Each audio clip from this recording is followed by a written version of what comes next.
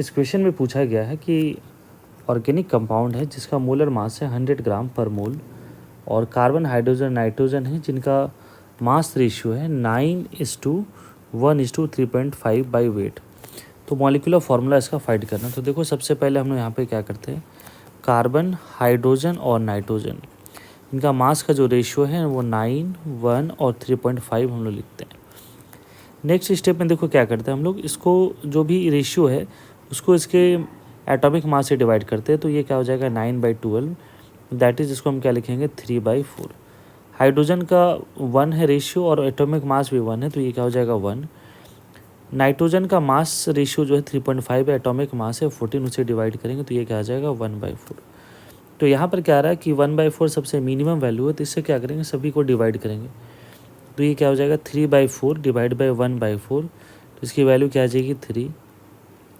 1 divide by 1/4 इसकी value क्या आ जाएगी 4, और ये 1/4 डिवाइड बाई 1/4 ये वैल्यू क्या आ जाएगा 1। इसका मतलब इसका जो एम्पेरिकल फार्मूला है वो है C3H4 और N। तो एम्पेरिकल फार्मूला मास अगर हम लोग कैलकुलेट करते हैं तो देखो क्या हो जाएगा 12 × 3 + 4 × 1 + 1 × 14। तो इसको कैलकुलेट करोगे तो देखो 36, 4 और 14, तो ये क्या आ रहा है 54 आ रहा। गिवन देखो क्या है, मॉलिक्यूलर फार्मूला मास गिवन है वो कितना है 108।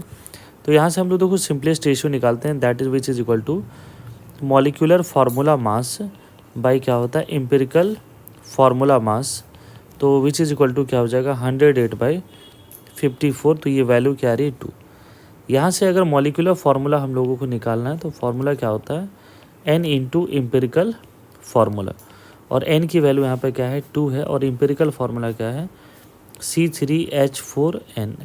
तो ओवरऑल फार्मूला यहाँ पे क्या आ रहा है C6H8N2। तो यहाँ पर हमें फर्स्ट ऑप्शन जो है वो दिख रहा है, तो इसका आंसर क्या हो जाएगा फर्स्ट।